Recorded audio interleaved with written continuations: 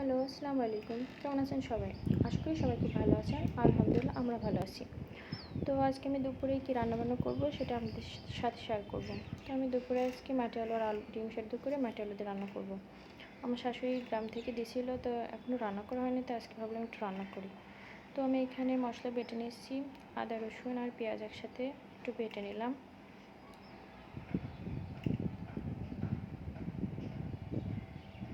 তো আমার বাটা শেষ। তা মাটি আলু আমি একটু আলাদা সেদ্ধও করে নিয়েছি। আর অফ ক্যামেরায় মশলাটা কষিয়ে আমি আলুটা দিয়েও মশলাপাতি দিয়ে একটু কষিয়ে নিলাম।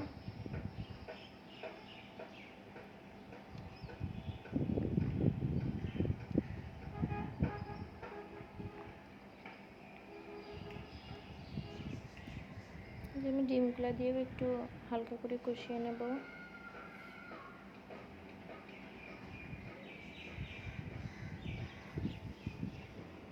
আমি এর মধ্যেও একটু গরম পানি অ্যাড করলাম।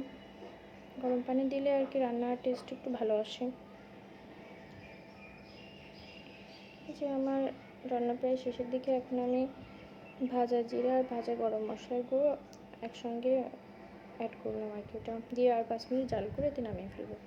এই যে আমি তরকারিটা নামিয়ে ফেলেছি, আমার রান্না শেষ। তো দুপুরে আপনারা কে কী দিয়ে খেয়েছেন কমেন্ট বক্সে জানাবেন। তো সবাই ভালো থাকবেন। আজ এই পর্যন্তই। আল্লাহ হাফেজ।